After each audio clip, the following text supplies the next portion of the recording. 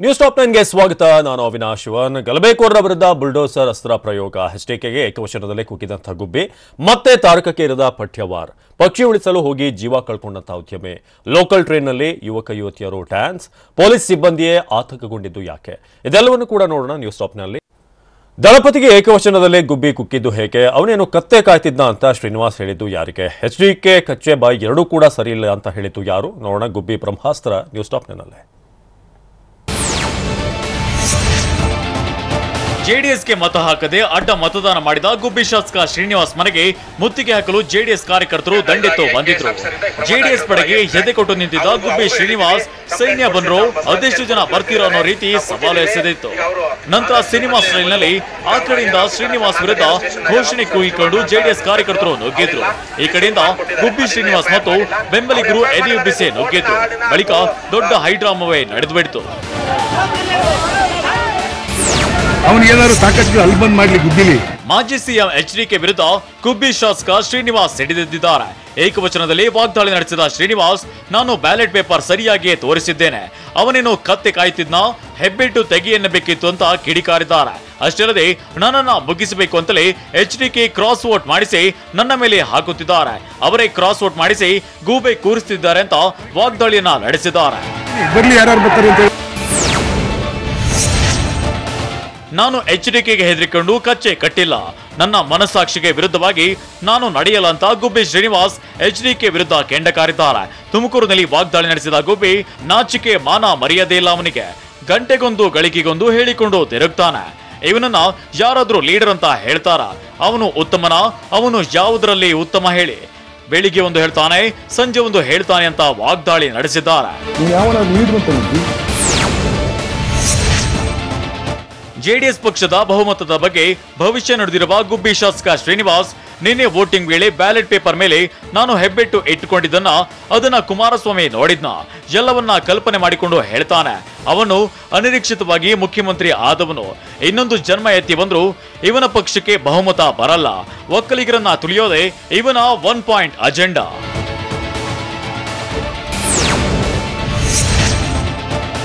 ಕುಮಾರಸ್ವಾಮಿ ವಿರುದ್ಧ ವಾಗ್ದಾಳಿ ನಡೆಸಿರುವ ಗುಬ್ಬಿ ಶಾಸಕ ಶ್ರೀನಿವಾಸ್ ಎಚ್ಡಿಕೆಗೆ ಓಪನ್ ಚಾಲೆಂಜ್ ಹಾಕಿದ್ದಾರೆ. ಒಳ್ಳೆಯ ಕಾರು, ಬಟ್ಟೆ ಹಾಕಿಕೊಂಡ್ರೆ ಅವರ ಕಿಂಗಣಿಗೆ ಗುರಿಯಾಗ್ತೀವಿ, ಯಾವುದರಲ್ಲಿ ಪರಿಶುದ್ಧ ಅವನು, ಕಚ್ಚೆ ಬಾಯಿ ಎರಡೂ ಸರಿಯಿಲ್ಲ, ನಾನು ಸೋತ್ರು ಇವನ ಅಭ್ಯರ್ಥಿಯನ್ನ ಗೆಲ್ಲಲು ಬಿಡಲ್ಲ ಅಂತ ಎಚ್ಡಿ ಕುಮಾರಸ್ವಾಮಿಗೆ ಗುಬ್ಬಿ ಶಾಸಕ ಓಪನ್ ಚಾಲೆಂಜ್ ಹಾಕಿದ್ದಾರೆ. ತಮ್ಮ ನಿವಾಸದೆದುರು ಪ್ರತಿಭಟನೆ ನಡೆಸುತ್ತಿರುವವರ ವಿರುದ್ಧ ಕಿಡಿಕಾರಿರುವ ಗುಬ್ಬಿ ಶಾಸಕ ಶ್ರೀನಿವಾಸ್, ಜೆಡಿಎಸ್ ಪಕ್ಷದಲ್ಲಿ 3 ಮತ್ತೊಂದು ಜನ ಇದ್ದಾರೆ, ಅವರು ನನ್ನ ಮೇಲೆ ಮುತ್ತಿಗೆ ಹಾಕ್ತಾರ, ಪ್ರತಿಭಟನೆ ಮಾಡ್ತಿರೋ ಜನರಲ್ಲಿ ಒಬ್ಬರು ನನ್ನ ಮತದಾರರಲ್ಲ, ಇವರೆಲ್ಲ ಕುಮಾರಸ್ವಾಮಿ ಹತ್ತಿರ ಕಾಸು ಇಸ್ಕೊಂಡು ಬಂದು ಪ್ರತಿಭಟನೆ ಮಾಡ್ತಿದ್ದಾರೆ, ಹೀಗಂತ ಶ್ರೀನಿವಾಸ್ ವಾಗ್ದಾಳಿಯನ್ನ ನಡೆಸಿದ್ದಾರೆ.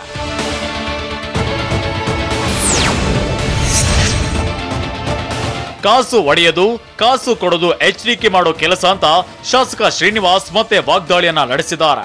ಮಾಜಿ ಸಿಎಂ ಎಚ್ಡಿ ಕುಮಾರಸ್ವಾಮಿ ಸೀಟ್ ಕೊಡಿಸ್ತೀನಿ ಅಂತ ಕಾಸು ಹೊಡಿತಾನೆ, ಕಾಸು ಕೊಟ್ರೆ ಟಿಕೆಟ್ ಕೊಡ್ತಾನೆ, ಕಾಸು ಕೊಟ್ರಷ್ಟೇ ಕಾರ್ಯಕರ್ತನನ್ನ ಜೊತೆಗೆ ಇಟ್ಕೊಳ್ತಾನೆ ಅಂತ ಶಾಸಕ ಶ್ರೀನಿವಾಸ್ ಕಿಡಿಕಾರಿದ್ದಾರೆ. ಅಡ್ಡ ಮತದಾನ ವಿಚಾರವಾಗಿ ಕೆಂಡ ಕಾರುತ್ತಲೇ ಗೌಡರ ಕುಟುಂಬ ರಾಜಕೀಯದ ಬಗ್ಗೆ ಗುಬ್ಬಿ ಶಾಸಕ ಶ್ರೀನಿವಾಸ್ ವಾಗ್ದಾಳಿಯನ್ನ ನಡೆಸಿದ್ದಾರೆ. ಹಳ್ಳಿ ಕಡೆ ನಮ್ಮ ಜನ ಜೀವನಕ್ಕೆ 5 ಎಕರೆ ಇಟ್ಟುಕೊಂಡಂತೆ ಅವರು ಜೆಡಿಎಸ್ ಪಕ್ಷ ಇಟ್ಟುಕೊಂಡವರೇ, ಅದು ಅವರು ಬದುಕೋದಕ್ಕಾಗಿ ಇಟ್ಟುಕೊಂಡಿರೋ ಪಕ್ಷ ಅಷ್ಟೇ ಅಂತ ಟೀಕಿಸಿದ್ದಾರೆ. ರಾಜ್ಯಸಭೆ ಚುನಾವಣೆಯಲ್ಲಿ ಅಡ್ಡ ಮತದಾನ ಮಾಡಿದೋನ ಎಚ್ಡಿಕೆ ಕರೆದುಕೊಂಡು ಬರಲಿ ಅಂತ ಗುಬ್ಬಿ ಶಾಸಕ ಶ್ರೀನಿವಾಸ್ ಸವಾಲ್ ಹಾಕಿದ್ದಾರೆ. ಕುಮಾರಸ್ವಾಮಿಗೆ ಮಾನ ಮರ್ಯಾದೆ ಇದ್ರೆ ನಾನು ಅಡ್ಡ ಮತದಾನ ಮಾಡಿದೆ ಅಂತ ಹೇಳ್ತಾ ಇರಲಿಲ್ಲ, ಅವನಿಗೆ ತಾಕತ್ತಿದ್ರೆ ಗುಬ್ಬಿಗೆ ಬಂದು ಚುನಾವಣೆಗೆ ನಿಂತುಕೊಳ್ಳಲಿ, ಇದಕ್ಕೆಲ್ಲ ನಾನೇನು ಹೆದರೋದಿಲ್ಲ ಅಂತ ತಿರುಗೇಟನ್ನ ನೀಡಿದ್ದಾರೆ. 3 ಸರಗಳರು ಲಾಕ್ ಆಗಿದ್ದೇ ರೋಚಕ. ಪೊಲೀಸರ ವಿರುದ್ಧ ಸವಾರ ಕಿಡಿಕಾರಿದ್ದು ಯಾಕೆ? ಎಣ್ಣೆಯಟ್ಟಲ್ಲಿ ವೈದ್ಯನ ಕೆರೆ, ರೈತ ಮತ್ತು ಜೋಡೆತ್ತು ರಕ್ಷಣೆ ನಡೆದಿದ್ದು ಹೇಗೆ? ನೋಡೋಣ ದಕ್ಷಿಣ ಕರ್ನಾಟಕ ನ್ಯೂಸ್ ಟಾಪ್ನಲ್ಲೇ. ಶಿವಮೊಗ್ಗ ಜಿಲ್ಲೆಯ ಕೋಟೆ ಪೊಲೀಸರು 3 ಅಂತಾರಾಜ್ಯ ಸರಗಳ್ಳರನ್ನು ಬಂಧಿಸಿದ್ದಾರೆ. ರಾಜಸ್ಥಾನ ಮೂಲದ ಅಶೋಕ್ ಕುಮಾರ್, ಅಶ್ವಿನ್ ಪ್ರಜಾಪತಿ, ವಿಕಾಸ್ ಕುಮಾರ್ ಬಂಧಿತ ಆರೋಪಿಗಳು. ಇವರ ವಿರುದ್ಧ ವಿವಿಧ ಪೊಲೀಸ್ ಠಾಣೆಯಲ್ಲಿ ಒಟ್ಟು 6 ಸರಗಳ್ಳತನ ಪ್ರಕರಣ ದಾಖಲಾಗಿವೆ. ಇನ್ನು ಸರಗಳ್ಳರು ಇತ್ತೀಚೆಗೆ ನಗರದ ಶೇಷಾದ್ರಿಪುರಂನ ಮಹಿಳೆಯ ಬಳಿ ಸರ ಕಿತ್ಕೊಂಡು ಬೈಕ್ನಲ್ಲಿ ಎಸ್ಕೇಪ್ ಆಗಿದ್ರು. ಆದರೆ ಇವರ ಬ್ಯಾಡ್ ಲಕ್ ಖಾಕಿ ಬಳಿ ಲಾಕ್ ಆಗಿದ್ದು ಬಂಧಿತರಿಂದ 225 ಗ್ರಾಂ ಬಂಗಾರದ ಆಭರಣಗಳು ಮತ್ತು 2 ದ್ವಿಚಕ್ರ ವಾಹನಗಳನ್ನು ಜಪ್ತಿ ಮಾಡಲಾಗಿದೆ.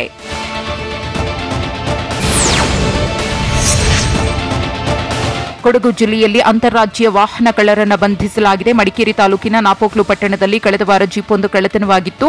ಈ ಪ್ರಕರಣದ ಬೆನ್ನತ್ತಿದ್ದ ಪೊಲೀಸರಿಗೆ ಕೇರಳ ರಾಜ್ಯದ ಕಾಸರಗೋಡಿನಲ್ಲಿ ಜೀಪ್ ಕಂಡುಬಂದಿದೆ. ತನಿಖೆ ನಡೆಸಿದಾಗ ಇದೇ ಜಿಲ್ಲೆಯ ರಂಸನ್ ಮತ್ತು ಸಮೀರ್ ಎಂಬ ದುಷ್ಕರ್ಮಿಗಳು ಜೀಪ್ ಕದ್ದೊಯ್ದಿರುವುದು ಬೆಳಕಿಗೆ ಬಂದಿದೆ. ಇವರಿಬ್ಬರು ಕೇರಳ ಮತ್ತು ದಕ್ಷಿಣ ಕನ್ನಡ ಜಿಲ್ಲೆಯಲ್ಲಿ ಮೋಸ್ಟ್ ವಾಂಟೆಡ್ ಕ್ರಿಮಿನಲ್ಸ್ಗಳಾಗಿದ್ದಾರೆ. ಇಬ್ಬರು 16 ವಾಹನಗಳನ್ನು ಕದ್ದು ಮಾರಾಟ ಮಾಡಿದ್ದು ಹಲವು ಠಾಣೆಗಳಲ್ಲಿ ಪ್ರಕರಣ ದಾಖಲಾಗಿದೆ.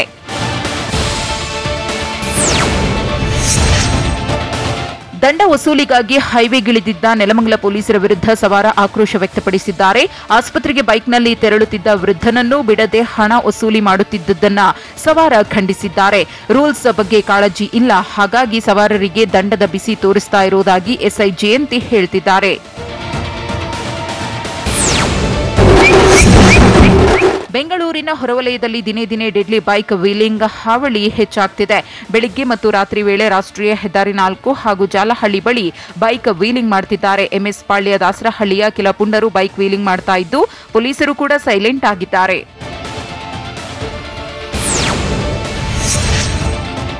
ಕಳೆದ ಮೇ 18ರಂದು ರಾಮಮೂರ್ತಿ ನಗರದ ಹೊರಮಾವು ಮುಖ್ಯ ರಸ್ತೆಯಲ್ಲಿ ಮಾರಕಾಸ್ತ್ರ ತೋರಿಸಿ ದರೋಡೆ ಮಾಡಿದ್ದ ಐನಾತಿಯನ್ನ ಪೊಲೀಸರು ಬಂಧಿಸಿದ್ದಾರೆ. ಡ್ರಾಪ್ ಕೇಳುವ ನೆಪದಲ್ಲಿ ವಾಹನ ತಡೆದ ಪ್ರಶಾಂತ ರವಿಚಂದ್ರನ್ ಎಂಬಾತ ಸವಾರ ತರುಣ್ನಿಂದ 2 ಮೊಬೈಲ್ ದ್ವಿಚಕ್ರ ವಾಹನವನ್ನ ಕದ್ದಿದ್ದ.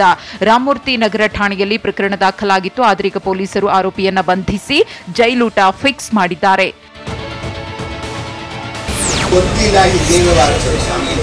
ಬೆಂಗಳೂರಿನ ಕಿಮ್ಸ್ ವಿದ್ಯಾರ್ಥಿ ವಿಜಯ್ ಎಂಬಾತ ಮತ್ತೆ ಸುದ್ದಿಯಾಗಿದ್ದಾನೆ. ಕುಡಿದ ಅಮಲಿನಲ್ಲಿ ಕಾರು ಚಲಾಯಿಸಿ ಬೈಕ್ಗೆ ಡಿಕ್ಕಿ ಹೊಡೆದು ಜಗಳ ತೆಗೆದಿದ್ದಾರೆ. ಮಡಿವಾಳದ ಅಯ್ಯಪ್ಪ ದೇವಸ್ಥಾನದ ಅಂಡರ್ಪಾಸ್ ಬಳಿ ಘಟನೆ ನಡೆದಿದ್ದು ಮದ್ಯದ ಅಮಲಿನಲ್ಲಿ ಕಾರನ್ನು ರಿವರ್ಸ್ ತೆಗೆದುಕೊಂಡು ಬೈಕ್ಗೆ ಹೊಡೆದಿದ್ದಾನೆ. ಕೂಡಲೇ ವಿಜಯ್ನನ್ನ ಠಾಣೆಗೆ ಕರೆದೊಯ್ಯಲಾಗಿದ್ದು ಪರಿಶೀಲನೆಯ ವೇಳೆ ವಿಜಯ್ ಕುಡಿದು ಕಾರು ಚಲಾಯಿಸಿದ್ದು ಪತ್ತೆಯಾಗಿದೆ. ಠಾಣೆಯಲ್ಲೂ ಹೈಡ್ರಾಮಾ ಮಾಡಿದ್ದಾನೆ.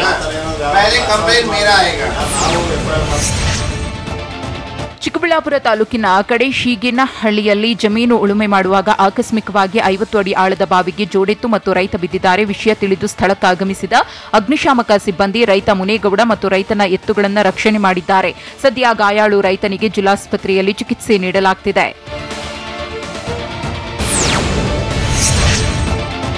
ನಾಳೆ ದಕ್ಷಿಣ ಪದವೀಧರ ಕ್ಷೇತ್ರದ ಚುನಾವಣೆಯ ಹಿನ್ನೆಲೆಯಲ್ಲಿ ಮಂಡ್ಯ ಜಿಲ್ಲಾಡಳಿತ 144 ಸೆಕ್ಷನ್ ಜಾರಿ ಮಾಡಿದೆ. ನಿನ್ನೆ ಸಂಜೆ 5 ಗಂಟೆಯಿಂದ ಜೂನ್ 14ರ ಮುಂಜಾನೆವರೆಗೂ 144 ಸೆಕ್ಷನ್ ಜಾರಿ ಮಾಡಿದ್ದು ಮದ್ಯ ಮಾರಾಟಕ್ಕೂ ಬ್ರೇಕ್ ಹಾಕಲಾಗಿದೆ. ಈಗಾಗಲೇ ದಿನ ಕಳೆದಂತೆ ದಕ್ಷಿಣ ಪದವೀಧರ ಕ್ಷೇತ್ರದ ಚುನಾವಣಾ ಕಣ ರಂಗೇರುತ್ತಿದ್ದು ಕಾಂಗ್ರೆಸ್, ಬಿಜೆಪಿ, ಜೆಡಿಎಸ್ 3 ಪಕ್ಷಗಳು ತನ್ನದೇ ಆದಂತಹ ವ್ಯೂಹ ರಚಿಸಿದ್ದು ನಾಳೆ ಅವರ ಭವಿಷ್ಯ ಮತಪೆಟ್ಟಿಗೆಯಲ್ಲಿ ಭದ್ರವಾಗಲಿದ್ದು ವಿಜಯಲಕ್ಷ್ಮಿ ಯಾರ ಪಾಲಾಗುತ್ತಾಳೆಂಬ ಕುತೂಹಲ ಇದೆ.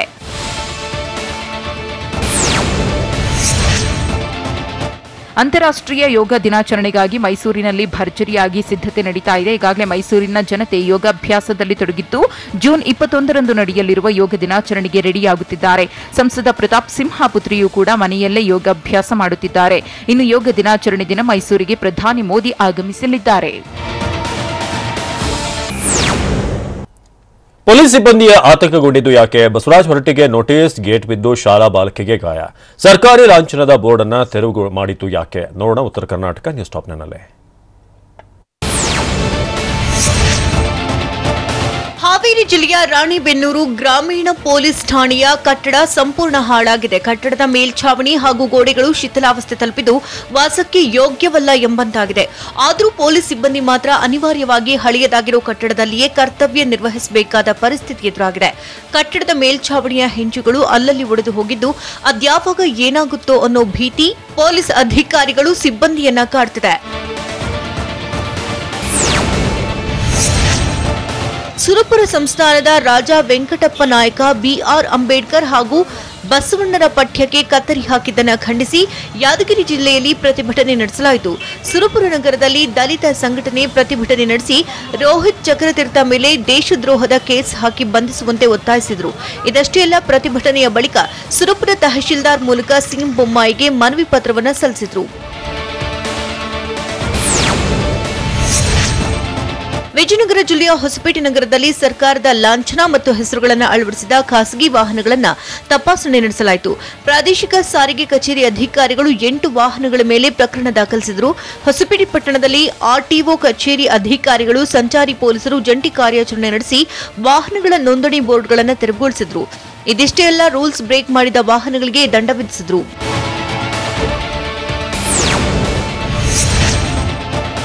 ಉತ್ತರ ಕನ್ನಡ ಜಿಲ್ಲೆಯ ಕಾರವಾರದಲ್ಲಿ ಗಿಡಗಳಿಗೆ ರಾಸಾಯನಿಕ ಔಷಧ ಸಿಂಪಡಣೆ ವೇಳೆ ಆಕಸ್ಮಿಕವಾಗಿ ವ್ಯಕ್ತಿಯೋರ್ವ ಮೃತಪಟ್ಟಿರುವಂತಹ ಘಟನೆ ನಡೆದಿದೆ. ಕಾರವಾರ ನಗರ ಸಭಾ ಮಾಜಿ ಸದಸ್ಯರಾಗಿದ್ದ ರಮೇಶ್ ಗೌಡ ಮೃತಪಟ್ಟಿದ್ದಾರೆ. ಸಾಮಾಜಿಕ ಸೇವೆ ಮಾಡುತ್ತಾ ಹೆಸರು ಮಾಡಿದಂತಹ ರಮೇಶ್ ಗೌಡ ನಿನ್ನೆ ತಮ್ಮ ತೋಟದಲ್ಲಿ ಗಿಡಗಳಿಗೆ ರಾಸಾಯನಿಕ ಔಷಧಿ ಸಿಂಪಡಿಸ್ತಾ ಇರುವ ಸಂದರ್ಭದಲ್ಲಿ ದುರ್ಘಟನೆ ಸಂಭವಿಸಿದೆ. ಈ ಸಂಬಂಧ ಕಾರವಾರ ನಗರ ಠಾಣೆಯಲ್ಲಿ ಪ್ರಕರಣ ದಾಖಲಾಗಿದೆ.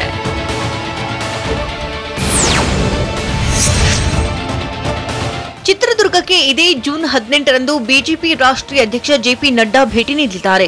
ಮುರುಘಾ ಮಠದ ಅನುಭವ ಮಂಟಪದಲ್ಲಿ ನಡೀತಾ ಇರುವಂತಹ ಸ್ಥಳೀಯ ಸಂಸ್ಥೆಗಳ ಸದಸ್ಯರು, ಗ್ರಾಮ ಪಂಚಾಯಿತಿ ಅಧ್ಯಕ್ಷ, ಉಪಾಧ್ಯಕ್ಷರು ಸಭೆಯಲ್ಲಿ ಪಾಲ್ಗೊಳ್ಳಲಿದ್ದಾರೆ. ಇನ್ನು ಸಿಎಂ ಬೊಮ್ಮಾಯಿ, ಮಾಜಿ ಸಿಎಂ ಬಿಎಸ್ವೈ, ಬಿಜೆಪಿ ರಾಜ್ಯಾಧ್ಯಕ್ಷ ಕಟೀಲು ಸೇರಿದಂತೆ ಪಕ್ಷದ ನಾಯಕರು ಪಾಲ್ಗೊಳ್ಳಲಿದ್ದಾರೆ. ಸೇವೆ, ಸಂಘಟನೆ ಹಾಗೂ ಸರ್ಕಾರದ ಯೋಜನೆಯನ್ನ ಜನರಿಗೆ ತಲುಪಿಸುವಂತಹ ನಿಟ್ಟಿನಲ್ಲಿ ಕಾರ್ಯಕ್ರಮ ನಡೆಯಲಿದೆ ಅಂತ ಸಾರಿಗೆ ಸಚಿವ ರಾಮುಲು ತಿಳಿಸಿದ್ದಾರೆ.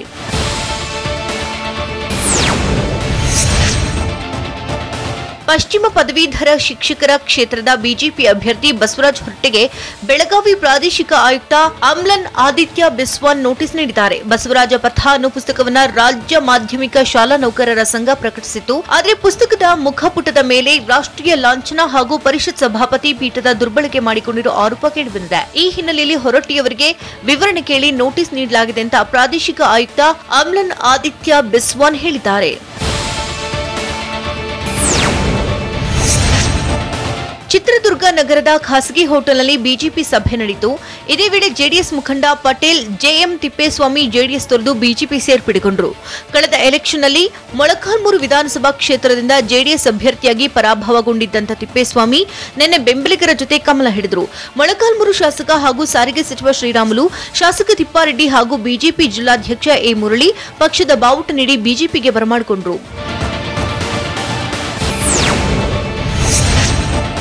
ಗದಗ ನಗರದ ಕರ್ನಾಟಕ ರಾಜ್ಯ ಗ್ರಾಮೀಣಾಭಿವೃದ್ಧಿ ಮತ್ತು ಪಂಚಾಯತ್ ರಾಜ್ ವಿಶ್ವವಿದ್ಯಾಲಯದಲ್ಲಿ ಗ್ರಾಮೀಣ ವಾಸ್ತವ್ಯ ಹಾಗೂ ಅಧ್ಯಯನ ಕುರಿತು ಪ್ರದರ್ಶನ ಮತ್ತು ಮೌಲ್ಯಮಾಪನ ಹಬ್ಬ ಆಯೋಜಿಸಲಾಗಿತ್ತು. ವಿಶ್ವವಿದ್ಯಾಲಯದ ಕೌಶಲ್ಯ ವಿಕಾಸ ಭವನದಲ್ಲಿ ನಡೆದಂತಹ ಕಾರ್ಯಕ್ರಮದಲ್ಲಿ ಪ್ರತಿ ಗ್ರಾಮಗಳ ವಾಸ್ತವ್ಯ ಮತ್ತು ಅಧ್ಯಯನವನ್ನು ಪೂರೈಸಿದಂತಹ ವಿದ್ಯಾರ್ಥಿಗಳು ಕಾರ್ಯಕ್ರಮ ನಡೆಸಿಕೊಟ್ಟರು. ತಮ್ಮ ಕಲ್ಪನೆಯಲ್ಲಿ ಗ್ರಾಮೀಣ ಪ್ರದೇಶಗಳ ಚಿತ್ರಣಗಳ ಪ್ರತಿಕೃತಿಗಳನ್ನು ತಯಾರಿಸಿ ಭಿತ್ತಿಪತ್ರಗಳನ್ನು ಅಳವಡಿಸಿ ನವನವೀನ ವಿಧಾನಗಳಿಂದ ತಮ್ಮ 1 ತಿಂಗಳ ಅನುಭವವನ್ನು ಪ್ರದರ್ಶಿಸಿದರು.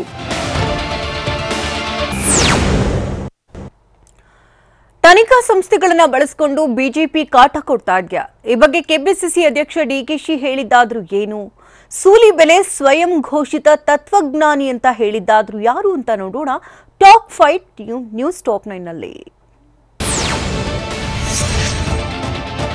ಬಿಜೆಪಿ ಸರ್ಕಾರ ಇಡಿ ಸಿಬಿಐ ಬಳಸಿಕೊಂಡು ಕಿರುಕುಳ ನೀಡುತ್ತಿದೆ ಅಂತ ಡಿಕೆ ಶಿವಕುಮಾರ್ ಆರೋಪಿಸಿದ್ದಾರೆ.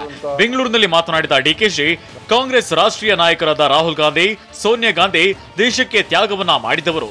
ಇಂಥವರ ರಾಜಕೀಯದ ಮೇಲೆ ಮಸಿ ಬಳಿಯಲು ಬಿಜೆಪಿ ಸರ್ಕಾರ ಇಡಿ ಸಿಬಿಐ ಬಳಸಿಕೊಂಡು ಕಿರುಕುಳವನ್ನ ನೀಡುತ್ತಿದೆ. ಇಬ್ಬರಿಗೂ ಇಡಿ ಸಮನ್ಸ್ ಜಾರಿ ಮಾಡಿದ್ದ 13ರಂದು ರಾಹುಲ್ ಗಾಂಧಿ ಅವರು ಇಡಿ ಕಚೇರಿಗೆ ಹಾಜರಾಗ್ತಿದ್ದಾರೆ ಅಂತ ಹೇಳಿದ್ದಾರೆ.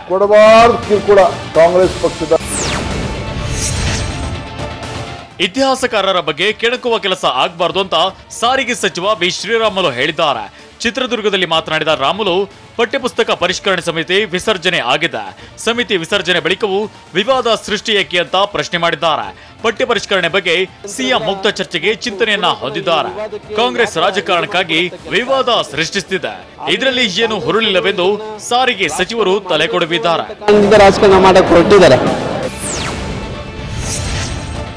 ಜೆಡಿಎಸ್ನವರ ಜೊತೆಗೆ ಹೋಗಿಯೇ ನಾವು ಕೆಟ್ಟಿದ್ದು ಅಂತ ವಿಪಕ್ಷ ನಾಯಕ ಸಿದ್ದರಾಮಯ್ಯ ಕಿಡಿಕಾರಿದ್ದಾರೆ.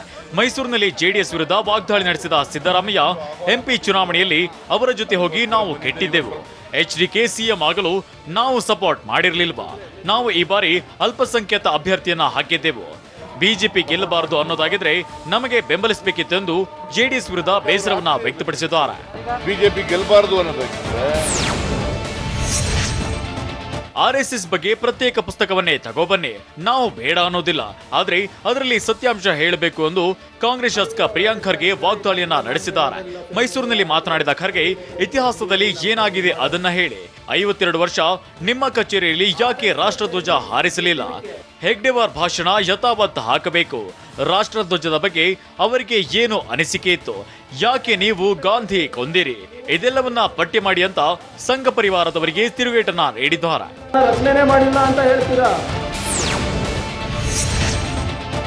ಬಿಜೆಪಿ ಚಡ್ಡಿ ಸಂಗ್ರಹ ಅಭಿಯಾನಕ್ಕೆ ಪ್ರಿಯಾಂಕ್ ಖರ್ಗೆ ಆಕ್ರೋಶವನ್ನ ವ್ಯಕ್ತಪಡಿಸಿದ್ದಾರೆ. ಮೈಸೂರಿನಲ್ಲಿ ಮಾತನಾಡಿದ ಖರ್ಗೆ, ಆರ್ಎಸ್ಎಸ್ ಚಡ್ಡಿ ಬಿಜೆಪಿ ಬುಡಕ್ಕೆ ಯಾಕೆ ಬೆಂಕಿ ಹತ್ತಿತ್ತು ಗೊತ್ತಲ್ವಾ? ಈಗ ಬಿಜೆಪಿಯವರು ಹೆಚ್ಚು ಪ್ರತಿಕ್ರಿಯೆಯನ್ನ ನೀಡುತ್ತಿದ್ದಾರೆ. ಆರ್ಎಸ್ಎಸ್ ಚಡ್ಡಿ ಸುಟ್ಟಿದೆ, ಅದಕ್ಕೆ ಬಣ್ಣ ಬಣ್ಣದ ಚಡ್ಡಿ ಸಂಗ್ರಹಿಸುವ ಅಭಿಯಾನ ಮಾಡ್ತಿದ್ದಾರೆ. ಬಳಸಿರುವ ಬಣ್ಣದ ಚಡ್ಡಿ ಕಾಂಗ್ರೆಸ್ ಕಚೇರಿಗೆ ಕಳುಹಿಸುತ್ತಿದ್ದಾರೆ. ಆರ್ಎಸ್ಎಸ್ ಚಡ್ಡಿ ಅಂದ್ರೆ ಅದು ಖಾಕಿ ಚಡ್ಡಿ, ಅದನ್ನ ನಿಮಗೆ ಕೊಡುತ್ತೇವೆ, ಮೋದಿಗೆ ವಾಪಸ್ ಕಳುಹಿಸಿಕೊಡಿ ಅಂತ ವ್ಯಂಗ್ಯವಾಡಿದ್ದಾರೆ. ಕಾರ್ಯಕ್ರಮ ಮಾಡಿದಾರಲ್ಲ.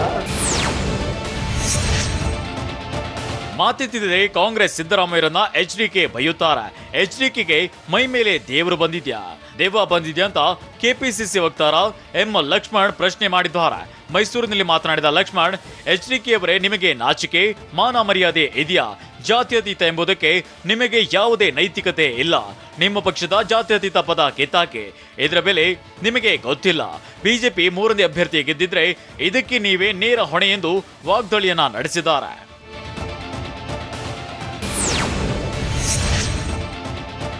ವಿದ್ಯಾರ್ಥಿಗಳ ಭವಿಷ್ಯ ಹಾಳು ಮಾಡಲು ಹೊರಟವರ ವಿರುದ್ಧ ಪ್ರತಿಭಟನೆ ಮಾಡಿದ್ರೆ ಬಂಧಿಸುತ್ತಾರೆ ಎಂದು ಸರ್ಕಾರದ ವಿರುದ್ಧ ಪ್ರಿಯಾಂಕ್ ಖರ್ಗೆ ವಾಗ್ದಾಳಿಯನ್ನ ನಡೆಸಿದ್ದಾರೆ. ಈ ಬಗ್ಗೆ ಮಾತನಾಡಿದ ಖರ್ಗೆ, ಮತ್ತೆ ಮನುವಾದದ ಕಡೆಗೆ ಹೋಗ್ತಾ ಇದ್ದೀರಾ? ಡಾಕ್ಟರ್ ಬಾಬಾ ಸಾಹೇಬ್ ಅಂಬೇಡ್ಕರ್ ಸಂವಿಧಾನ ರಚನೆ ಮಾಡೇ ಇಲ್ಲ ಅಂತೀರಾ? ಬಸವಣ್ಣ, ಸಿದ್ಧಗಂಗಾ ಶ್ರೀಗಳು, ತೀರ್ಥಂಕರ ವಿಚಾರ ಕಟ್ ಮಾಡ್ತೀರಾ? ಬಾಡಿಗೆ ಭಾಷಣಕಾರರ ಸೂಲಿಬೆಲೆ ಪಾಠ ನಾವು ಕಲಿಬೇಕಾ? ಸ್ವಯಂ ಘೋಷಿತ ತತ್ವಜ್ಞಾನಿಗಳು ಅವರು ಅಂತ ಸೂಲಿಬೆಲೆಯನ್ನ ಜಾಡಿಸಿದ್ದಾರೆ.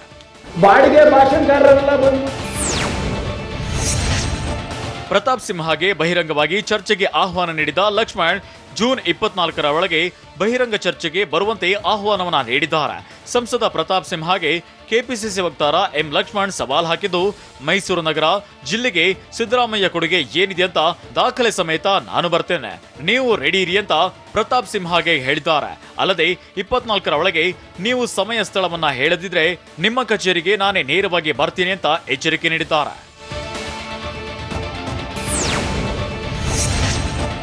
ಶಾಲಾ ಪಠ್ಯ ಪರಿಷ್ಕರಣೆ ಬಗ್ಗೆ ವಿಪಕ್ಷಗಳಿಂದ ಆಕ್ಷೇಪ ವಿಚಾರಕ್ಕೆ ಸಂಬಂಧಿಸಿದಂತೆ ಹಿಂದೂ ಸಮಾಜವನ್ನ ಒಡೆಯುವ ಉದ್ದೇಶದಿಂದ ಆಕ್ಷೇಪ ಮಾಡಲಾಗ್ತಿದೆ ಅಂತ ಶಿಕ್ಷಣ ಸಚಿವರು ತಿರುಗೇಟನ್ನ ಕೊಟ್ಟಿದ್ದಾರೆ.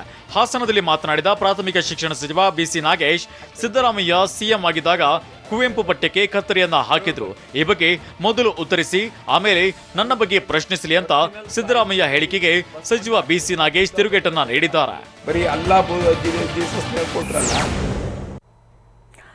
ರಾಜ್ಯದಲ್ಲಿ ಮತ್ತೆ ತಾರಕಕ್ಕೇರ್ತ ಪಠ್ಯವಾರ್. ಸಿಎಂ ಬೊಮ್ಮಾಯಿ ಕೊಟ್ಟಂತಹ ಸೂಚನೆ ಏನ್ ಗೊತ್ತಾ? ಇವತ್ತಿನ ಸಭೆಗೆ ಪ್ರಮೋದ್ ಮುತಾಲಿಕ್ ಎಂಟ್ರಿ ಕೊಡ್ತಾರಾ? ಫ್ಯಾಷನ್ ಡಿಸೈನರ್ ಸಾವು ಅಸಲಿಗೆ ಆಗಿತ್ತಾದ್ರೂ ಏನು ನೋಡೋಣ ಸಮಗ್ರ ನ್ಯೂಸ್ ಟಾಪ್ 9ನಲ್ಲಿ. ರಾಜ್ಯದಲ್ಲಿ ಪಠ್ಯ ಪರಿಷ್ಕರಣೆ ವಾರ್ ಮತ್ತೆ ತಾರಕಕ್ಕೇರಿದೆ. ಇಷ್ಟು ದಿನ ತಣ್ಣಗಾಗಿದ್ದ ಬೆಂಕಿ ಈಗ ಮತ್ತೆ ಹೊತ್ತಿಯುರಿಯುವ ಸಾಧ್ಯತೆ ಇದೆ. ಅದರಲ್ಲೂ 1ರಿಂದ 10ನೇ ತರಗತಿಯ ಮಕ್ಕಳಿಗೆ ಉಚಿತ ಪಠ್ಯಪುಸ್ತಕ ವಿತರಣೆಗೆ ಪಠ್ಯ ಮುದ್ರಣ ಮಾಡಿದ್ದು ಲೋಪೋದೇಶ ಕಂಡುಬಂದ ಹಿನ್ನೆಲೆ ಶಿಕ್ಷಣ ಇಲಾಖೆ ಜನಾಭಿಪ್ರಾಯದ ಮೊರೆ ಹೋಗಿದೆ. ಒಂದೊಮ್ಮೆ ಮರುಮುದ್ರಣಕ್ಕೆ ಅಂದಾಜು 158 ಕೋಟಿ ಹೊರೆಯಾಗುವ ಆತಂಕ ಕಾಡುತ್ತಿದೆ. ದೇಶದ ಹಲವೆಡೆ ಹಿಂಸಾಚಾರ ಹಿನ್ನೆಲೆಯಲ್ಲಿ ಅಧಿಕಾರಿಗಳ ಜೊತೆ ಸಭೆ ನಡೆಸಿದ ಸಿಎಂ ಬೊಮ್ಮಾಯಿ ರಾಜ್ಯದ ಪ್ರತಿ ಠಾಣೆ ವ್ಯಾಪ್ತಿಯಲ್ಲಿ ಮುನ್ನೆಚ್ಚರಿಕೆ ವಹಿಸಲು ಸೂಚನೆ ನೀಡಿದ್ದಾರೆ. ಹುಬ್ಬಳ್ಳಿಯಲ್ಲಿ ಮಾತನಾಡಿದ ಅವರು, ಆಯಾ ಠಾಣೆ ವ್ಯಾಪ್ತಿಯಲ್ಲಿ ಎಲ್ಲಾ ಸಮಾಜದ ಮುಖಂಡರ ಸಭೆ ನಡೆಸಿ ಸೌಹಾರ್ದತೆ ಕಾಪಾಡುವಂತೆ ಸಭೆಯಲ್ಲಿ ಸೂಚಿಸಿದ್ದೇನೆ. ಉತ್ತರ ಪ್ರದೇಶದಲ್ಲಿ ನಡೆದಂತಹ ಘಟನೆ ನಮ್ಮ ರಾಜ್ಯದಲ್ಲಿ ನಡೆದಿಲ್ಲ. ಶೂಟ್ ಅಂಡ್ ಸೈಟ್ ಕ್ರಮದ ಬಗ್ಗೆ ಮಾತನಾಡುವ ಅವಶ್ಯಕತೆ ಇಲ್ಲ ಅಂತ ಹೇಳಿದ್ದಾರೆ. ಮಠಾಧೀಶರ ನಡೆ ಮೂಲ ಅನುಭವ ಮಂಟಪದ ಕಡೆ ಎಂಬ ಕಾರ್ಯಕ್ರಮದಡಿ ಇವತ್ತು ಬಸವ ಕಲ್ಯಾಣದಲ್ಲಿ ಸಭೆ ನಡೆಯಲಿದೆ. ಬೀದರ್ ಜಿಲ್ಲೆಯ ಬಸವ ಕಲ್ಯಾಣ ಪಟ್ಟಣದಲ್ಲಿರುವ ಬಿಕೆಡಿಬಿ ಸಭಾಭವನದಲ್ಲಿ ಮಠಾಧೀಶರ ಸಭೆ ನಡೆಯಲಿದ್ದು, ಕರ್ನಾಟಕ, ಮಹಾರಾಷ್ಟ್ರ, ತೆಲಂಗಾಣದಿಂದ 200ಕ್ಕೂ ಹೆಚ್ಚು ಮಠಾಧೀಶರು ಭಾಗಿಯಾಗುವ ಸಾಧ್ಯತೆ ಇದೆ. ಪೀರ್ ಪಾಷಾ ದರ್ಗಾದಲ್ಲಿ ಮೂಲ ಅನುಭವ ಮಂಟಪ ಇರುವ ಕುರುಹುಗಳು ಪತ್ತೆಯಾಗಿದ್ದು, ಪೀರ್ ಪಾಷಾ ದರ್ಗಾದ ಇರುವ ಜಾಗದಲ್ಲಿ ಕೇಂದ್ರ ಪುರಾತತ್ವ ಇಲಾಖೆಯಿಂದ ಸರ್ವೆಗೆ ಒತ್ತಾಯ ಮಾಡುವ ಕುರಿತು ಚರ್ಚೆ ನಡೆಯಲಿದೆ. ಕರ್ನಾಟಕ, ಮಹಾರಾಷ್ಟ್ರ, ತೆಲಂಗಾಣದಿಂದ 200ಕ್ಕೂ ಹೆಚ್ಚು ಮಠಾಧೀಶರು ಭಾಗಿಯಾಗಲಿದ್ದಾರೆ. ಸ್ವಾಮೀಜಿಯ ನಡೆ ಮೂಲ ಅನುಭವ ಮಂಟಪದ ಕಡೆಗೆ ಅನ್ನೋ ಘೋಷವಾಕ್ಯದೊಂದಿಗೆ ಸಭೆ ಸೇರಲಿದ್ದಾರೆ. ಈ ವೇಳೆ ಅನುಭವ ಮಂಟಪದ ಮುಂದಿನ ಹೋರಾಟದ ಬಗ್ಗೆ ಚರ್ಚೆ ನಡೆಸುವ ಸಾಧ್ಯತೆ ಇದೆ. ಹೀಗಾಗಿ ಇವತ್ತಿನ ಸಭೆಯಲ್ಲಿ ಪ್ರಮೋದ್ ಮುತಾಲಿಕ್ ಮತ್ತು ಸಿದ್ದಲಿಂಗ ಸ್ವಾಮೀಜಿಗಳು ಭಾಗಿಯಾಗುವ ಸಾಧ್ಯತೆ ಇದೆ. ಯಾಕಂದ್ರೆ ಬೀದರ್ ಜಿಲ್ಲೆಗೆ ಬಾರದಂತೆ ಪ್ರಮೋದ್ ಮುತಾಲಿಕ್ ಮತ್ತು ಸಿದ್ದಲಿಂಗ ಸ್ವಾಮೀಜಿಗಳಿಗೆ ಬೀದರ್ ಜಿಲ್ಲಾಧಿಕಾರಿ ಗೋವಿಂದ ರೆಡ್ಡಿ ನಿಷೇಧವನ್ನ ಮಾಡಿದ್ರು. ಆದರೆ ಜಿಲ್ಲಾಧಿಕಾರಿ ಆದೇಶಕ್ಕೆ ಕೋರ್ಟ್ ತಡೆ ಕೊಟ್ಟಿರುವ ಹಿನ್ನೆಲೆಯಲ್ಲಿ ಪ್ರಮೋದ್ ಮುತಾಲಿಕ್ ಭಾಗಿಯಾಗುವ ಸಾಧ್ಯತೆ ಇದೆ. ಮಾಜಿ ಸಚಿವೆ ಮೋಟಮ್ಮ ಆತ್ಮಕಥನ ಬಿದಿರು ನೀನ್ಯಾರಿಗಲ್ಲದವಳು ಕೃತಿ ಬಿಡುಗಡೆ ಮಾಡಲಾಯಿತು. ರವೀಂದ್ರ ಕಲಾಕ್ಷೇತ್ರದಲ್ಲಿ ಪುಸ್ತಕ ಬಿಡುಗಡೆ ಕಾರ್ಯಕ್ರಮ ನಡೆದಿದ್ದು, ಮಾಜಿ ಕೇಂದ್ರ ಸಚಿವ S M. Krishna, D K Shivakumar, doctor G Parameshwar, ಮಾಜಿ ರಾಜ್ಯಪಾಲರಾದ ಮಾರ್ಗರೆಟ್ ಆಳ್ವಾ, ಬಿಟಿ ಲಲಿತಾ ನಾಯಕ್ ಸೇರಿದಂತೆ ಹಲವು ನಾಯಕರು ಭಾಗಿಯಾಗಿದ್ರು. ಮೋಟಮ್ಮ ಅವರು ಇಷ್ಟು ಬೇಗ ಯಾಕೆ ಆತ್ಮಕಥನ ಬರೆದುಕೊಂಡ್ರು ಎಂಬುದು ನನಗೆ ಗೊತ್ತಾಗುತ್ತಿಲ್ಲ ಅಂತ ಮಾಜಿ ಸಿಎಂ ಎಸ್.ಎಂ. ಕೃಷ್ಣ ಹೇಳಿದ್ದಾರೆ. ಪುಸ್ತಕ ಬಿಡುಗಡೆಗೊಳಿಸಿ ಮಾತನಾಡಿದ ಅವರು, ಅವರಿಗೂ ಇನ್ನೂ ವಯಸ್ಸಿದೆ. ಮೋಟಮ್ಮ ನಮ್ಮೂರವರು. ಅವರು ಮದುವೆಯಾಗಿದ್ದು ವೆಂಕಟರಮಣ ಅವರನ್ನ. ವೆಂಕಟರಮಣ ಅವರು ಮಂಡ್ಯದ ಕಿಲಾರದವರು. ಇವರದ್ದು ಪ್ರೇಮ ಪ್ರಣಯ ವಿವಾಹ. ಸ್ತ್ರೀ ಸಬಲೀಕರಣಕ್ಕಾಗಿ ಮೋಟಮ್ಮ ಶ್ರಮಿಸಿದ್ದಾರೆ ಅಂತ ಅವರ ಬದುಕಿನ ಬಗ್ಗೆ ಶ್ಲಾಘನೆ ವ್ಯಕ್ತಪಡಿಸಿದ್ರು. ತಮ್ಮ ಆತ್ಮಕಥೆ ಬಿಡುಗಡೆ ಸಮಯದಲ್ಲಿ ಮಾಜಿ ಸಚಿವೆ ಮೋಟಮ್ಮ ಭಾವುಕರಾದ ಘಟನೆ ನಡೆದಿದೆ. ಸ್ನೇಹಿತೆ ಮಂಜುಳಾ, ಗಿರಿಜಾ ಎಂಬುವರನ್ನ ವೇದಿಕೆಗೆ ಕರೆದು ಭಾವುಕರಾದ ಮೋಟಮ್ಮ ತಾವು ಫೀಸ್ ಕಟ್ಟಲಾಗದೆ ಎಂಎ ಪರೀಕ್ಷೆ ಬರೆಯದಂತಾಗಿತ್ತು. ಆಗ ಸ್ನೇಹಿತೆ ಗಿರಿಜಾ ತನ್ನ ಮನೆಯವರಿಗೆ ತಿಳಿಸದೆ ಚಿನ್ನದ ಸರ ಅಡವಿಟ್ಟು ಫೀಸ್ ತುಂಬಿದ್ದಳು. ಜೊತೆಗೆ ಸ್ನೇಹಿತೆ ಮಂಜುಳಾ ತಮ್ಮ ಸಾಧನೆಗೆ ಕಾರಣವಾಗಿದ್ದಾಳೆ ಅಂತ ನೆನೆದು ಭಾವುಕರಾದ್ರು. ಹೈದರಾಬಾದ್ನಲ್ಲಿ ಫ್ಯಾಷನ್ ಡಿಸೈನರ್ ಗರಿಮೆಳ್ಳ ಪ್ರತ್ಯೂಷ ಅನುಮಾನಾಸ್ಪದ ರೀತಿಯಲ್ಲಿ ಮೃತಪಟ್ಟಿದ್ದಾರೆ. ಜುಬಿಲಿ ಹಿಲ್ಸ್ನ ನಿವಾಸದಲ್ಲಿ ಗರಿಮೆಳ್ಳ ಪ್ರತ್ಯೂಷ ಅವರ ಮೃತದೇಹ ಪತ್ತೆಯಾಗಿದ್ದು, ಖಿನ್ನತೆಗೆ ಒಳಗಾಗಿ ಕಾರ್ಬನ್ ಮೊನಾಕ್ಸೈಡ್ ಸೇವಿಸಿ ಆತ್ಮಹತ್ಯೆಗೆ ಶರಣಾಗಿರುವ ಶಂಕೆ ವ್ಯಕ್ತವಾಗಿದೆ. ಯಾಕಂದ್ರೆ ಗರಿಮೆಳ್ಳ ಪ್ರತ್ಯೂಷ ಬ್ಯಾಗ್ನಲ್ಲಿ ಕಾರ್ಬನ್ ಮೊನಾಕ್ಸೈಡ್ ಪತ್ತೆಯಾಗಿದ್ದು, ಸಾವಿಗೂ ಮುನ್ನ ಡೆತ್ ನೋಟ್ ಬರೆದಿಟ್ಟಿದ್ದಾರೆ ಎನ್ನಲಾಗ್ತಿದೆ.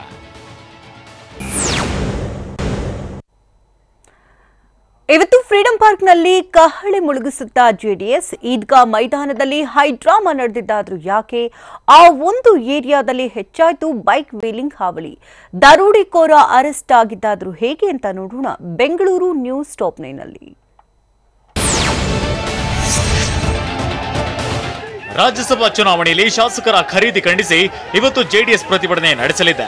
ಬಿಜೆಪಿ ಮತ್ತು ಕಾಂಗ್ರೆಸ್ ವಿರುದ್ಧ ದಳಪತಿಗಳು ಹೋರಾಟಕ್ಕೆ ಮುಂದಾಗಿದ್ದು, ಇವತ್ತು ಬೆಳಿಗ್ಗೆ 11:30ಕ್ಕೆ ಬೆಂಗಳೂರಿನ ಫ್ರೀಡಂ ಪಾರ್ಕ್ನಲ್ಲಿ ಪ್ರತಿಭಟನೆ ಶುರು ಮಾಡಲಿದ್ದಾರೆ.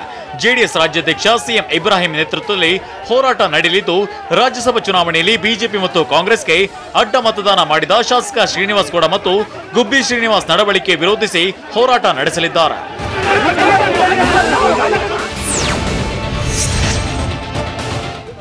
ಚಾಮರಾಜಪೇಟೆ ಮೈದಾನದಲ್ಲಿ ಸಿಸಿ ಕ್ಯಾಮೆರಾ ಅಳವಡಿಸಲು ಮುಂದಾಗುತ್ತಿದ್ದಂತೆ ಸ್ಥಳದಲ್ಲಿ ಬಿಗುವಿನ ವಾತಾವರಣ ನಿರ್ಮಾಣವಾದ ಘಟನೆ ನಡೆದಿದೆ. ಅಹಿತಕರ ಘಟನೆ ನಡೆಯದಂತೆ ಸಿಸಿ ಕ್ಯಾಮೆರಾಗಳು ಅಳವಡಿಸಬೇಕು ಅಂತ ಮನವಿಯನ್ನ ಮಾಡಲಾಗಿತ್ತು. ಬಿಬಿಎಂಪಿಗೆ ಸ್ಥಳೀಯ ಪೊಲೀಸರು ಮನವಿ ಮಾಡಿದ ಕಾರಣ ನಿನ್ನೆ ಪಾಲಿಕೆ ಸಿಬ್ಬಂದಿ ಸಿಸಿ ಕ್ಯಾಮೆರಾ ಅಳವಡಿಸುವ ಕೆಲಸವನ್ನ ಆರಂಭಿಸಿದ್ರು. ಆದರೆ ಇದಕ್ಕೆ ಆಕ್ಷೇಪ ವ್ಯಕ್ತಪಡಿಸಿದ ಸ್ಥಳೀಯರು ಸಿಸಿ ಕ್ಯಾಮೆರಾ ಅಳವಡಿಸಲು ಯಾರು ಅನುಮತಿ ನೀಡಿದ್ದು ಅಂತ ತರಾಟೆಗೆ ತೆಗೆದುಕೊಂಡಿದ್ದಾರೆ. ಬೆಂಗಳೂರಿನ ಚಾಮರಾಜಪೇಟೆ ಮೈದಾನದಲ್ಲಿ ಗೊಂದಲ ಉಂಟಾಗಿದ್ದು, ಸ್ಥಳೀಯರು ಪೊಲೀಸರ ನಡುವೆ ಮಾತಿನ ಚಕಮಕಿ ನಡೆದಿದೆ. ಈದ್ಗಾ ಮೈದಾನದ ಸುತ್ತ ಸಿಸಿ ಕ್ಯಾಮೆರಾ ಅಳವಡಿಸಲು ಗುಂಡಿ ತೋಡಲಾಗಿತ್ತು. ಮೈದಾನದಲ್ಲಿ ಗುಂಡಿ ತೋಡಿದ್ದನ್ನ ಪ್ರಶ್ನಿಸಿದ ಸ್ಥಳೀಯರು ಯಾರ ಅನುಮತಿ ಪಡೆದು ಗುಂಡಿ ತೋಡಿದ್ದೀರಾ ಅಂತ ಆಕ್ರೋಶವನ್ನ ವ್ಯಕ್ತಪಡಿಸಿದ್ದಾರೆ. ಮುಂಜಾಗ್ರತಾ ಕ್ರಮವಾಗಿ ಸಿಸಿ ಕ್ಯಾಮೆರಾ ಅಳವಡಿಸುತ್ತಿದ್ದೇವೆ ಅಂತ ಪೊಲೀಸರು ವಿವರಣೆ ನೀಡಿದ್ರು. ಕೆಲಕಾಲ ವಾಗ್ವಾದ ನಡೆಯಿತು.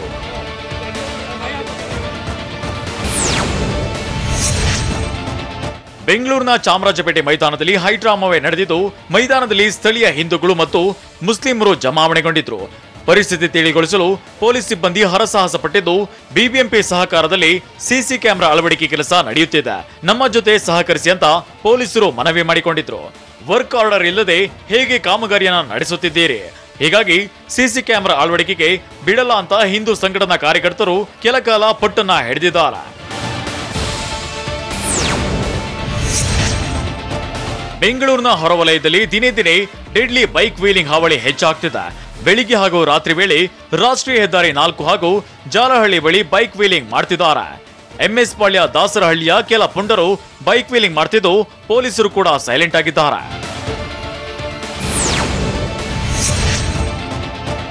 ಕಳೆದ ಮೇ 18ರಂದು ರಾಮಮೂರ್ತಿ ನಗರದ ಹೊರಮಾವು ಮುಖ್ಯ ರಸ್ತೆಯಲ್ಲಿ ಮಾರಕಾಸ್ತ್ರ ತೋರಿಸಿ ದರೋಡೆ ಮಾಡಿದ್ದ ಐನಾತಿಯನ್ನ ಪೊಲೀಸರು ಬಂಧಿಸಿದ್ದಾರೆ. ಡ್ರಾಪ್ ಕೇಳುವ ನೆಪದಲ್ಲಿ ವಾಹನ ತಡೆದು ಪ್ರಶಾಂತ್ ರವಿಚಂದ್ರನ್ ಎಂಬಾತ ಸವಾರ ತರುಣ್ನಿಂದ 2 ಮೊಬೈಲ್, ದ್ವಿಚಕ್ರ ವಾಹನ ಬೇಕಿದ್ದ. ರಾಮಮೂರ್ತಿ ನಗರ ಠಾಣೆಯಲ್ಲಿ ಪ್ರಕರಣ ದಾಖಲಾಗಿತ್ತು. ಆದ್ರೀಗ ಪೊಲೀಸರು ಆರೋಪಿಯನ್ನ ಬಂಧಿಸಿ ಜೈಲೂಟ ಫಿಕ್ಸ್ ಮಾಡಿದ್ದಾರೆ.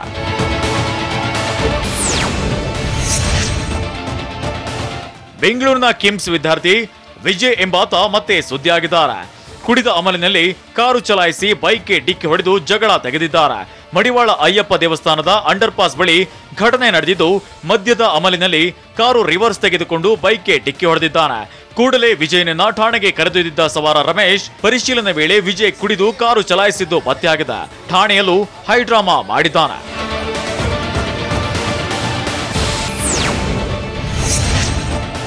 ರಾಜ್ಯದಲ್ಲಿ ದಿನೇ ದಿನೇ ಕೋವಿಡ್ ಪ್ರಕರಣಗಳು ಹೆಚ್ಚಾಗ್ತಿದೆ.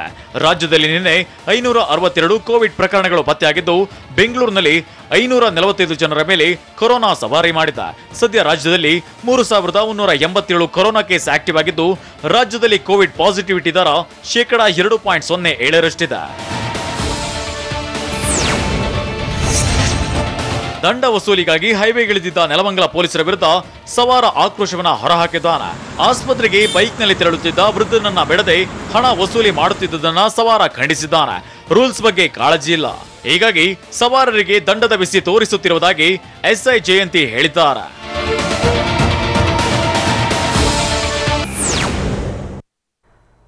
ಬಿಎಸ್ಎಫ್ ಹಾಗೂ ಎನ್ಸಿಬಿ ಅಧಿಕಾರಿಗಳು ಜಂಟಿ ಕಾರ್ಯಾಚರಣೆಯನ್ನು ನಡೆಸಿದ್ದಾದ್ರೂ ಹೇಗಿತ್ತು? ಗಾಂಜಾ ಗ್ಯಾಂಗ್ನ ಜಾಲ ಭೇದಿಸಿದ್ದಾದ್ರೂ ಹೇಗೆ? ಯುವಕನ ದೇಹ ಹೊಕ್ಕಿದ ಹೇಗೆ? 6 ಗುಂಡುಗಳು. ಮಹಾ ಸುದ್ದಿಗೋಷ್ಠಿಗೆ ರೆಡಿಯಾಗ್ತಿದ್ದಾರಾ ಕಾಂಗ್ರೆಸ್ ನಾಯಕರು? ನೋಡೋಣ ದೇಶ ವಿದೇಶ ನ್ಯೂಸ್ ಟಾಪ್ನಲ್ಲಿ. ಪಶ್ಚಿಮ ಬಂಗಾಳದಲ್ಲಿ ಬಿಎಸ್ಎಫ್ ಹಾಗೂ ಎನ್ಸಿಬಿ ಅಧಿಕಾರಿಗಳು ಜಂಟಿ ಕಾರ್ಯಾಚರಣೆ ನಡೆಸಿ ಗಾಂಜಾ ಜಾಲವನ್ನ ಭೇದಿಸಿದ್ದಾರೆ. ಬರೋಬ್ಬರಿ 1582 ಕೆಜಿ ಗಾಂಜಾ ಜೊತೆಗೆ ಓರ್ವ ಆರೋಪಿಯನ್ನ ಅಧಿಕಾರಿಗಳು ಬಂಧಿಸಿದ್ದಾರೆ. ಪಶ್ಚಿಮ ಬಂಗಾಳದ ಕೂಚ್ಬೆಹರ್ ಜಿಲ್ಲೆಯ ಗಡಿ ಗ್ರಾಮವೊಂದರ ಮನೆಯಲ್ಲಿ 1582 ಕೆಜಿ ಗಾಂಜಾವನ್ನ ಇರಿಸಲಾಗಿತ್ತು. ಖಚಿತ ಮಾಹಿತಿ ಆಧರಿಸಿ ದಾಳಿ ನಡೆಸಿದ ಅಧಿಕಾರಿಗಳು ಗಾಂಜಾ ಜಾಲವನ್ನ ಭೇದಿಸಿದ್ದಾರೆ.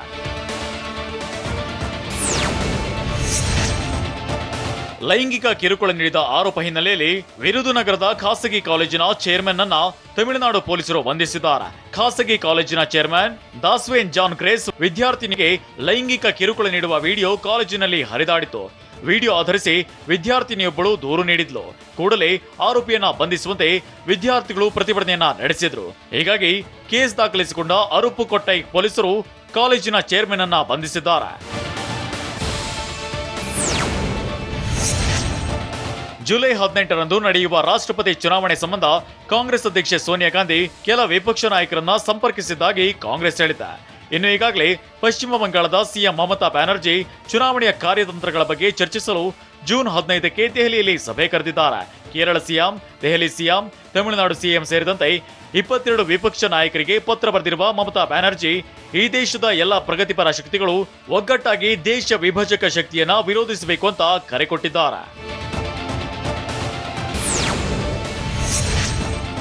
ದೇಶಾದ್ಯಂತ ಹಿಂಸಾಚಾರ ನಡೆಯುತ್ತಿರುವ ಬೆನ್ನಲ್ಲೇ ಇಸ್ಲಾಂ ವಿರೋಧಿ ಹೇಳಿಕೆ ನೀಡಿ ಅಮಾನತುಗೊಂಡ ಬಿಜೆಪಿ ನಾಯಕಿ ನೂಪುರ್ ಶರ್ಮಾಗೆ ಮುಂಬೈನ ಫೈದೋನಿ ಪೊಲೀಸರು ಸಮನ್ಸ್ ನೀಡಿದ್ದಾರೆ. ಜೂನ್ 25ರಂದು ವಿಚಾರಣೆಗೆ ಹಾಜರಾಗುವಂತೆ ನೋಟಿಸ್ ನೀಡಿರುವ ಪೊಲೀಸರು ನೂಪುರ್ ಶರ್ಮಾರ ಹೇಳಿಕೆಯನ್ನ ದಾಖಲಿಸಿಕೊಳ್ಳಲಿದ್ದಾರೆ. ಈ ಹಿಂದೆ ರಾಜಾ ಅಕಾಡೆಮಿ ನೀಡಿದ ದೂರು ಆಧರಿಸಿ ಮುಂಬೈನ ಫೈದೋನಿ ಪೊಲೀಸರು ನೂಪುರ್ ಶರ್ಮಾ ವಿರುದ್ಧ ಪ್ರಕರಣ ದಾಖಲಿಸಿಕೊಂಡಿದ್ರು.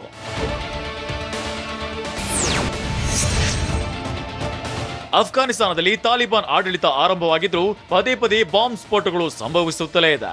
ನಿನ್ನೆ ಅಫ್ಘಾನ್ ರಾಜಧಾನಿ ಕಾಬೂಲ್ನಲ್ಲಿ ಬಾಂಬ್ ಸ್ಫೋಟಿಸಲಾಗಿದೆ. ಪ್ರಯಾಣಿಕರ ಕಾರಿನಲ್ಲಿ ಬಾಂಬ್ ಇರಿಸಿ ಸ್ಫೋಟಿಸಲಾಗಿದ್ದು ಅನೇಕ ಜನರು ಸಾವನ್ನಪ್ಪಿದ್ದಾರೆ ಅಂತ ಸ್ಥಳೀಯ ಮಾಧ್ಯಮಗಳು ವರದಿ ಮಾಡಿದೆ. ಕಳೆದ ಕೆಲ ದಿನಗಳ ಹಿಂದೆ ಕಾಬೂಲ್ನ ಮಸೀದಿ ಸೇರಿದಂತೆ ಏಕಕಾಲದಲ್ಲಿ 3 ಕಡೆ ಬಾಂಬ್ ಸ್ಫೋಟಿಸಲಾಗಿತ್ತು. ಆ ಸ್ಫೋಟದಲ್ಲಿ ಸುಮಾರು 11 ಮಂದಿ ಮೃತಪಟ್ಟಿದ್ರು.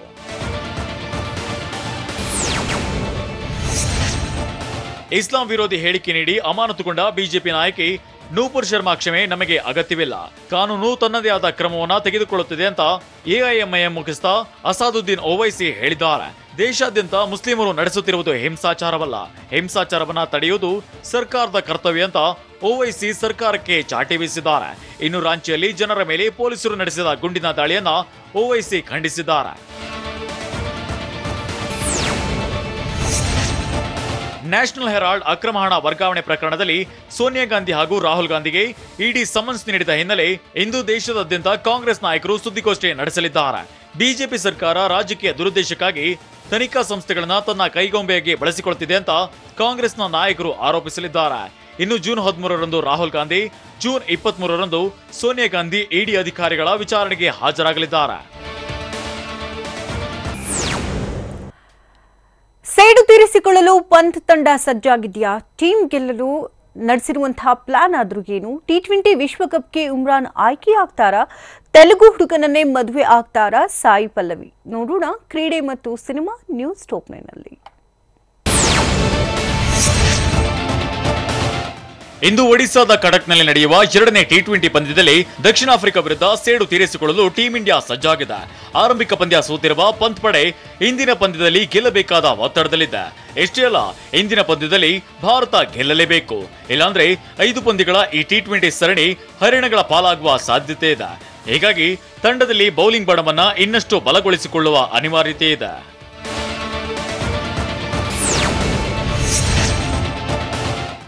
ಏನೋ ಮಾಡೋಕ್ಕಾಗಲ್ಲ, ಕೆಲವೊಂದು ದಿನ ಬೌಲರ್ಗಳ ಪಾಲಿಗೆ ಕೆಟ್ಟದಾಗಿರುತ್ತೆ ಅಂತ ಟೀಂ ಇಂಡಿಯಾದ ವೇಗಿ ಭುವನೇಶ್ವರ್ ಕುಮಾರ್ ಹೇಳಿದ್ದಾರೆ. ದಕ್ಷಿಣ ಆಫ್ರಿಕಾ ವಿರುದ್ಧದ ಮೊದಲನೇ T20 ಪಂದ್ಯದಲ್ಲಿ ಭಾರತೀಯ ಬೌಲರ್ಗಳು ದಾಂಡಿಗರನ್ನ ಕಟ್ಟಿಹಾಕುವಲ್ಲಿ ವಿಫಲರಾದ್ರು. ಭುವಿ ಕೂಡ ದುಬಾರಿಯಾಗಿ ಕಾಣಿಸಿದ್ರು. ಪರಿಣಾಮವಾಗಿ ಭಾರತ ಮೊದಲ ಪಂದ್ಯದಲ್ಲಿ ಸೋತಿತ್ತು. ಇದೇ ಕಾರಣಕ್ಕೆ ಭುವಿ ಈಗ ಹೇಳಿಕೆ ನೀಡಿದ್ದಾರೆ.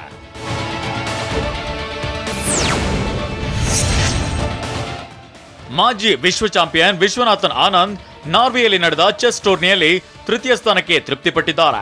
ಟೂರ್ನಿಯ ಕೊನೆಯ ಸುತ್ತಿನಲ್ಲಿ ಆನಂದ್ ನಾರ್ವೆಯ ಆರ್ಯನ್ ತಾರಿ ವಿರುದ್ಧ ಗೆಲುವನ್ನ ದಾಖಲಿಸಿದ್ರು. ಈ ಟೂರ್ನಿಯಲ್ಲಿ ನಾರ್ವೆಯ ಮ್ಯಾಗ್ನಸ್ ಕಾರ್ಲ್ಸನ್ ಚಾಂಪಿಯನ್ ಆಗಿ ಹೊರಹೊಮ್ಮಿದ್ದಾರೆ.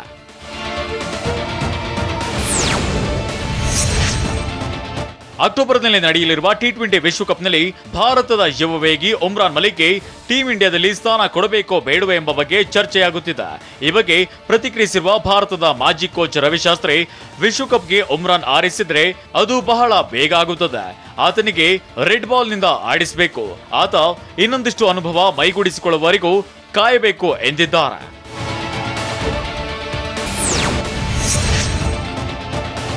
ಸ್ಟಾರ್ಗಳು ಶೂಟಿಂಗ್ ಟೈಮ್ನಲ್ಲಿ ಯೂಸ್ ವ್ಯಾನಿಟಿ ವ್ಯಾನ್ಗಳಿಗೆ ಕೋಟಿ ಕೋಟಿ ಖರ್ಚು ಮಾಡ್ತಾರೆ.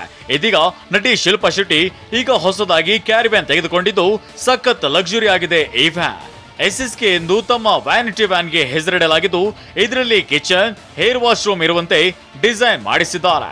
ಅದಕ್ಕಿಂತ ಹೆಚ್ಚಾಗಿ ಫಿಟ್ನೆಸ್ ಫ್ರೀಕ್ ಆಗಿರೋ ಶಿಲ್ಪಾ ಯೋಗ ಡೆಕ್ ಕೂಡ ಇರುವಂತೆ ರೆಡಿ ಮಾಡಿಸಿಕೊಂಡಿದ್ದಾರೆ.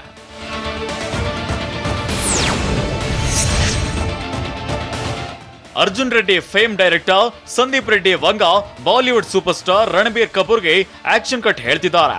ಅನಿಮಲ್ ಟೈಟಲ್ ನಲ್ಲಿ ಬರ್ತಿರೋ ಈ ಚಿತ್ರದಲ್ಲಿ ರಶ್ಮಿಕಾ ನಾಯಕಿಯಾಗಿ ಕಾಣಿಸಿಕೊಳ್ತಿದ್ದಾರೆ. ಮ್ಯಾಟರ್ ಏನಪ್ಪಾ ಅಂದ್ರೆ ರಣಬೀರ್ ರಶ್ಮಿಕಾನ ಮೇಡಮ್ ಅಂತ ಕರೆಯುತ್ತಾರಂತೆ. ಹೀಗಾಗಿ ರಶ್ಮಿಕಾ ನಾನು ಸಾಕಷ್ಟು ಸೂಪರ್ ಸ್ಟಾರ್ ಗಳ ಜೊತೆ ನಟಿಸಿದ್ದೇನೆ, ಆದ್ರೆ ರಣಬೀರ್ ಬಂದ್ರೆ ನನ್ನನ್ನ ಮೇಡಮ್ ಅಂತ ಕರೆಯುತ್ತಾರೆ. ಸದ್ಯ ಅವರೊಂದಿಗೆ ಶೂಟಿಂಗ್ ನ ಎಂಜಾಯ್ ಮಾಡ್ತಿದ್ದೀನಿ ಅಂತ ಹೇಳಿಕೊಂಡಿದ್ದಾರೆ.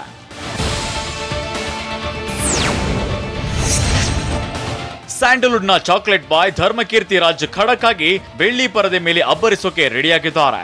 ಅಂದಹಾಗೆ ಖಡಕ್ ಸಿನಿಮಾದಲ್ಲಿ ಪೊಲೀಸ್ ಅಧಿಕಾರಿಯಾಗಿ ಧರ್ಮಕೀರ್ತಿ ರಾಜ್ ಕಮಾಲ್ ಮಾಡಿದ್ದು ಧರ್ಮನಿಗೆ ಅನುಷಾ ರೈ ಜೋಡಿಯಾಗಿದ್ದಾರೆ. ನಾಗೇಶ್ ಆಕ್ಷನ್ ಕಟ್ ಹೇಳಿರು ಸಿನಿಮಾ ಸದ್ಯದಲ್ಲಿಯೇ ತೆರೆಗೆ ಅಪ್ಪಳಿಸಲಿದೆ.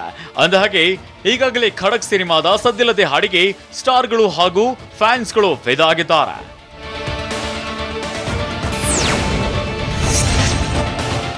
ನಟಿ ಸಾಯಿ ಪಲ್ಲವಿ ಹಾಗೂ ಬಲ್ಲಾಳ ದೇವ ಖ್ಯಾತಿಯ ನಟನೆಯ ವಿರಾಟ್ ಪರ್ವ ಸಿನಿಮಾ ಇದೇ ಜೂನ್ 17ಕ್ಕೆ ತೆರೆಗೆ ಬರ್ತಿದೆ.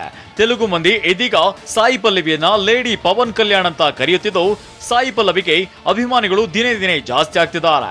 ಇತ್ತೀಚೆಗಷ್ಟೇ ನೀಡಿದ ಸಂದರ್ಶನದಲ್ಲಿ ನಾನು ಮನೆಯಲ್ಲಿ ಒಮ್ಮೊಮ್ಮೆ ತೆಲುಗು ಮಾತನಾಡಲು ಶುರು ಮಾಡ್ತೇನೆ, ಹೀಗಾಗಿ ನಮ್ಮ ಪೇರೆಂಟ್ಸ್ ತೆಲುಗು ಹುಡುಗನನ್ನೇ ಮದುವೆ ಆಗುವಂತ ಹೇಳ್ತಿದ್ದಾರೆ ಅಂತ ಹೇಳಿಕೊಂಡಿದ್ದಾರೆ.